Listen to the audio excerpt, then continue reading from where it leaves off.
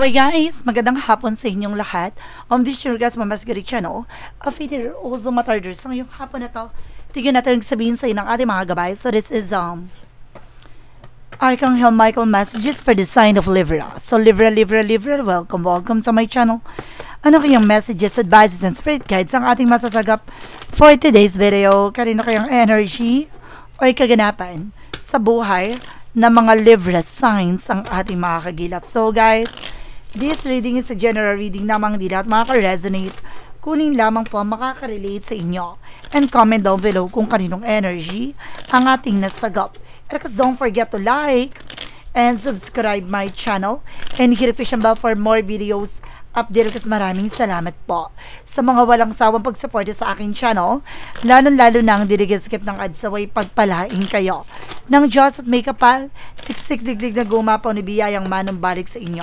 So let's see guys, what is the messages, advices sa iyo ng ating angel spirit for the sign of Libra. So let's see and watch this.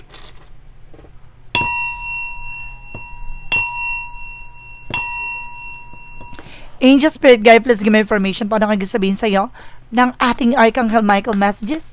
Let's watch this. Okay, a new beginning and fresh start is coming. So magkakaroon ka talaga ng bagong simula, panibagong pag-asa. No, talagang babaguhin na nito ang iyong sitwasyon. And there's a romance angel are helping you. Even sa love life, no, ginagabayan daw ng ating angel spirit ang inyong relasyon. And of course, lean on God and angel support. Nandito ang ating Panginoon. Ginagabayan ka at sinusuportahan ka even ng ating angel spirit. And focus upon divine perfect health. No? Puro serious matter ha, in fairness ha. So talagang maaaring kailangan mo mag-focus sa iyong kalusugan. No, dahil there's an innocence, wala kang kamalay-malay kung ano nangyayari behind your back. So let's see. Shuffle muna tayo na Very Light. Oh my goodness. Shuffle muna tayo ng Very Light.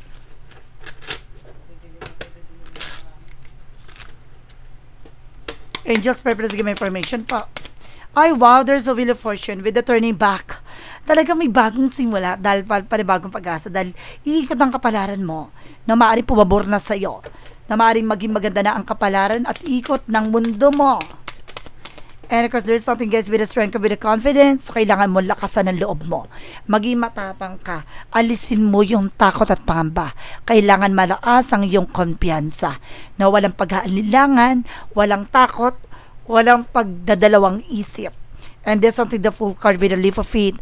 Magtiwala ka with the power of God. Magtiwala ka sa ating Panginoon na nasa tamang proseso ka. Nasa tamang progreso ka. And there's a page of cards, makikinig ka sa intuition and gut feeling mo, makikinig ka sa vibration and of course instinct mo. And there's the Lover Sea, konektado talagang pag-ibig dito na maaaring ibigay sa iyo na maaaring mag-uumapaw na saya at ligaya. And there's the Knight of Cups, a wish fulfillment. So sama po talaga matutupad yung mga pangarap mo, magiging maganda na takbo na sitwasyon at eksena mo, at mag-uumapaw ang saya. There's an ultimate happiness. And there's a Ten of Pentacles with a long-term success and financial security and unexpected financial windfall. Talagang may paglago ng finances. No, iikot ang kapalaran, babaguhin ito ang iyong buhay at kapalaran. What is the Strength card? Represent with the Seven of Pentacles with a harvest moment. Aani ka na lahat ng bagay na pinaghirapan mo dahil gaganda na ang ikot ng sistema at eksena mo. There's a chart with an action and movement. Magkakaroon na ng something changes and development nasa situations mo.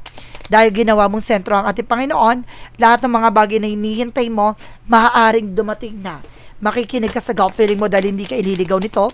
And there's a Two of Wands na piliin mo lang yung mga taong pagkakatiwalaan mo pagdating sa pag-ibig o relasyon. And there's something that Hermit card, the answer you need is here. So, bibigyan ng kasagutan ang iyong mga katanungan. No? Bibigyan liwanag sa iyo lahat ng bagay na dapat mong malaman. Additional messages. Ang ganda ng reading in fairness ha. And there's the Moon card with the truth reveal. Ilalantad lahat ng katotohanan, lahat ng dapat mong malaman, at maaaring magdala to sa iyo ng katuparan sa iyong mga pangarap. And there's a Eight of Cups on something moving forward. Unti-unti ka na rin makaka-move on. Makakawala at makakalaya No, at ako naman yung mga bagay na hinihintay mo, there's a possible na makuha mo na. And there's a Queen of Pentacles, maging mature ka at maging grounded ka sa kung ano naman yung bagay na meron ka. And there's a Six of Cups, there's something a past person coming back, or maaaring there's something a remnants or memories na maaaring dumating na ang hinihintay mo. And there's a Four of Pentacles, protectionan mo at pangalagaan ng yung finances, your love life, na most of all yung pag-ibig dito, relasyon to. No, kaya kailangan mag-focus ka, no? Sa lahat ng aspeto ha, love life, career, kalusugan. Ang ganda, love life, career, kalusugan. And there's something in the middle of this is something a power of God. And there's an Ace of Pentacles with a big shot and big money coming in at may malaking oportunidad na papasok sa buhay mo. No, may malaking pera na paparating na magsasagot na sa katanungan mo at magtutupad sa mga pangarap mo. For the outcome, there's a Devil card. Oh my God, ibig sabihin dito, no, sa likod nito, no, meron talaga na inggit at may galit sa'yo, no, maaaring matatapos na. No, wala kang, parang there's an innocence, parang wala kang kamalay-malay, na pala siya palang gumawa ng kabalastugan sa'yo. And there's an Ace of Wands for new ideas, new project, no, nagkakaroon ng self-sabotage that because of your action and decision. Kaya ngayon mas magiging maingat ka na. No, hindi ka na taklesa na magkukwento ng kung ano-ano. No, there's a Seven of Wands, puproteksyonan mo na at papangalagaan mo na ano man yung mga bagay na meron ka.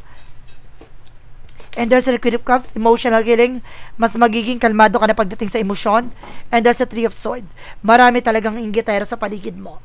There's a Digging Man, no, there's a lot of evil eye, no.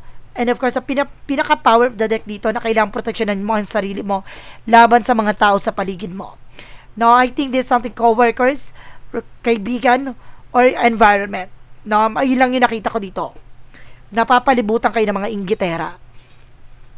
Pero don't you worry, dahil nandito ang ating Panginoon na bibigyan liwanag niya lahat ng bagay kasagutan sa katanungan mo. Na talagang lilinawin niya, kaklaruhin niya, at pupuntuhin niya, punto sa punto, anong kailangan alisin, ano yung kailangan tanggalin. No, kailangan proteksyonan mo ang sarili mo laban sa mga taong inggit. No, so let's see what is additional messages pagdating tayo sa finances and career, love life, at kalusugan. Let's watch this. Okay, let's see pagdating naman tayo sa finances and career, guys. Siyempre, before anything else, mag-shuffle muna tayo ulit.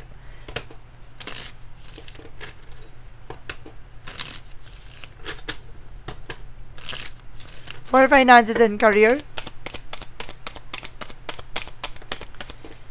So, there's a Page of Pentacles. Invest wisely. So, ngayon mas magiging mautak ka na. How to manage and control your salary, your finances. Na pinapaalalahanan ka na pag-ingatan mo na yung pinagpaguran at pinaghirapan mo. Diba? Mas maging mautak ka na. Huwag mo nang ibaliwala yung mga pinaghirapan. There's something a Page of Swords being curiosity. Alam mo na dapat yung magiging possibilities. Pagdating sa negosyo, trabaho, hanap buhay mo, alam mo dapat yung magiging posibilidad. Kailangan mag-save for your future, for your plans. And there's the Queen of Wands. Confident, lakas mo ng loob mo. At there's something independence. Kailangan marunong ka tumayo sa sarili mong paa. And there's an Emperor, maging mature ka at magkaroon ka ng disiplina at respeto sa sarili mo at sa mga tao sa paligid mo. And there's a Two of Cups with a partnership, maging aware ka din sa mga partnership, sa mga taong para makakasalamuha mo, mga kakausap mo, maging aware ka dyan. Pagdating naman tayo sa love life, so there's another Wands. So there's something, perseverance, so kailangan mo magtiyaga. No, at kasabaybayan ano man yung kaganapan pagdating sa inyong relasyon. There's a Four of Swords, no, nag-overpatig kayong dalawa na person mo. And there's a Knight of Pentacles, magkaroon ka ng security sa kung naman yung bagay na meron ka, relasyon yan. Kailangan mo protection at pangalagaan. Dahil may mga naninira, nagbibigay pabigat sa inyong relasyon. And there's a Justice card, huwag ka mag-alala. Ang hustisya ay papabor pa rin sa'yo. Nasa sa'yo ang huling halakha. And there's a Nine of Pentacles, there's a blossoming. You have potential for abundance. Marami lang talaga ng gugulo. No? Pagdating sa kalusugan, there's a Page of Wands, may magandang balita na paparating. Pagdating sa kalusugan mo, gaganda ng kalagayan mo. There's a High Priestess, malalaman mo na anong punot dulo, ano man yung bagay na nararamdaman mo, saan nanggagaling, ano ibig sabihin. Kakalaruhin na yan. And there's a Queen of Swords with a clear the boundaries. Linisin mo yung mga bagay na magsisilbing balakid sa'yo. And there's a Six of Wands for victory and success. Na magtatagumpay ka, pagdating sa kalusugan mo, gaganda ng kalagayan mo nga lang, nagkakaroon ka ng anxiety, sleepless night, ibawasan mo mag-overthink at mag-being paranoid. Now there's a tower moment for major changes. Nga maaaring malaking pagbabago na magaganap na sa kalusugan mo dahil alam mo na yung grounds mo. There's a white namin with a white divinity na ginagabayan ka ng ating spirit na may mga bagay dito na maaaring nakakaramdam ka ng kung ano-ano pero hindi hinahayaan ng ating Panginoon na masaktan ka ng tuluyan. No, gagawa ng paraan ng ating Panginoon na proteksyonan ka laban sa mga taong gumagawa ng hindi maganda sa iyo. May taong tutulong sa iyo para proteksyonan at para putulin na naman yung negatibo or an evil plan nila sa'yo. No? So, let's see what is additional messages pagdating sa magical fire messages, advices, and of course, sa Pika card, yes or no. Kung bago ka sa channel ko, guys, ang Pika card, yes or no, pwede ka magtanong. Isa lang ang magiging sagot dyan within 1, 2, or 3. Then, of course, kung nakapili ka na, please comment down below kung ano number na pili mo. Malalaman mo ang sagot sa dulo ng reading na to. And of course, guys, maraming salamat po sa mga nag-share ng aking video sa anumang uri ng social media platforms. Maraming salamat po. So, let's see what is additional messages, advices. So, let's watch this. Okay, with the magical fairy messages represent what?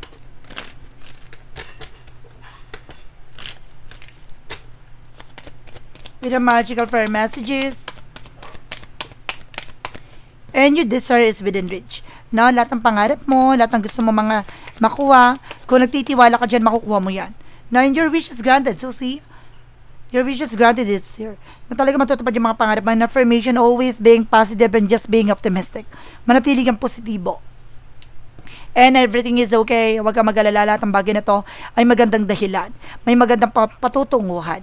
And there's an holiday. This is something a gateway, no? Para masagot na lahat ng katanungan mo. And there's something unwind. Para ma-refresh ang utak mo. For yin and yang oracle card, there's you're dealing with the ease of air. Gemini, Libra, Aquarius.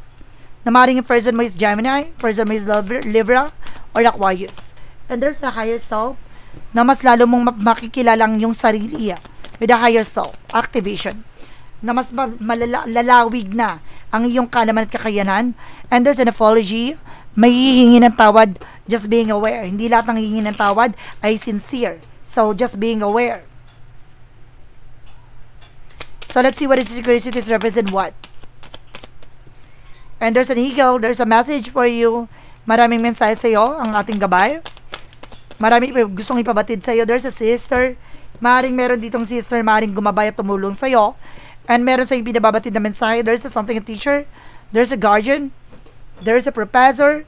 Or meron talagang tutulong sa iyo dito at mag-guide sa iyo. What is the Roma sa iyo for Mystic Oracle deck? Oh, there's a shifter mimicking. Meron talagang ahas. Maging aware kayo na may nagbabalat kayo. And there's a compromise, no? Lahat ng mga bagay na pinangako maaaring mapako at mabago. No, there's a cheating. Some of you meron talagang nagsinungaling at panloko dito. For Jesus loving quote said,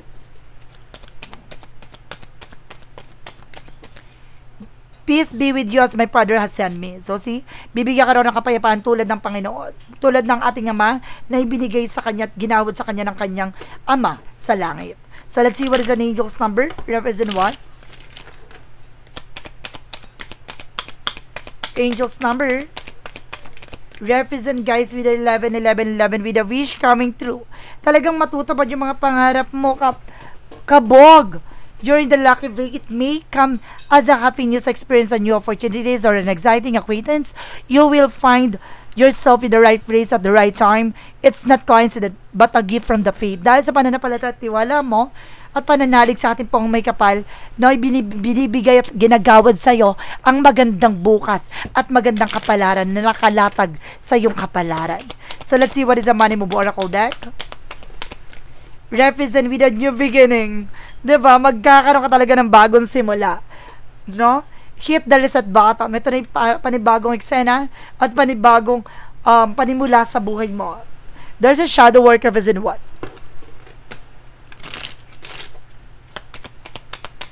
From the shadow work represent what? Relentless craving, consumer reading habit. No, iwasan mo na yung mga bagay na makakasama sa'yo, luho, bisyo, yung mga bagay na walang katuturan, no, kailangan mo na iwasan at tantanan at tigilan. Clarifying for a love situation.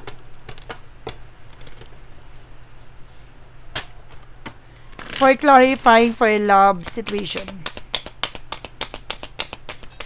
There is a poker face. Be aware of hidden intention and underlying motives. Diba, mag-iingat ka dito, no? May mga hidden intention sa iyo, mga tao sa paligid mo, mag-iingat ka. Na meron sila motibo. Bakit, ano man yung gusto nilang gawin sa iyo, or may balak sila, o traidoring ka. There's a clarifying for a life situation.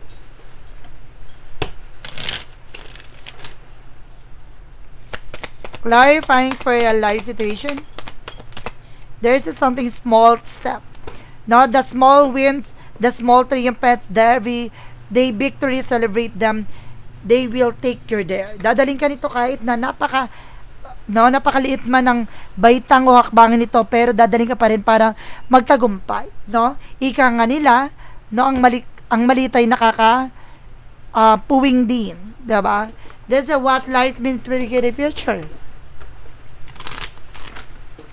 What lies beneath the future represent what? Bad choices. Mag-ingat ka sa mga pagpipilian at pipiliin mo. No? Mag-pay attention ka dyan. So, let's see what is a part of the light. Represent what? What is a part of the light? Energetic actions. I focus on my heart and take meaningful action in the present moment. For things I cannot change, I release them, placing my trust in the God plans. It's surrendering, I find peace and empowerment. No, kumbaga nagtitiwala ka, no, na lahat ng bagay na nangyayari sa buhay mo ay ayon sa kalooban ng Diyos. No, binibigyan ka ng lakas ng loob, kalayaan sa kaisipan na gawin yung mga bagay na mahalaga at importante lang sa buhay mo, yun ang tutukan mo. So, let's see what is a pick, a card, yes or no. Alamin na natin magiging sagot sa tanong mo. Let's watch this. So, let's see guys. What is a pick, a card, yes or no?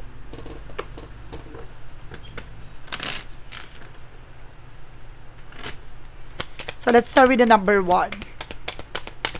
There's a no. Last minute chances too late behind the schedule. No? Ibig sabihin to, wag mo nang ipigpilitan, masyado na rush. No? Huli na ang lahat. No? Wag mo nang ilaban pa. Kung alam mong hindi pa para sa'yo, hindi para sa'yo. Number 2. There's a yes. Trust your feelings, fulfill your heart desire. Magtiwala ka sa nararamdaman mo, dadaling ka nito para matupad naman yung bagay o pangarap mo. And there's a number 3. There's a yes. You get a lucky break into a successful venture. So, nakuha mo yung jackpot na to. Nakuha mo yung tamang pagkakataon at magtatagumpay ka sa larangan na pinangahawakan mo. So, guys, this is Archangel Michael messages for the sign of Libra. So, Libra, maraming salamat po for this wonderful reading. So, once again, this reading is a general reading na mga dilat makaka-resonate. Kunin lamang po makaka-relate sa inyo. And comment down below kung kaninong energy ang ating nasagap. Because don't forget to like and subscribe my channel and hit notification bell for more videos update. Kasi maraming salamat po sa mga walang sawang pagsuporta sa akin channel, lalo-lalo na ang skip ng ads. Naway pagpalain kayo ng Diyos at may kapal, siksik-liglig na gumapaw na biyayang manang balik sa inyo. Maraming salamat guys and see you in the next video. Bye-bye and babush.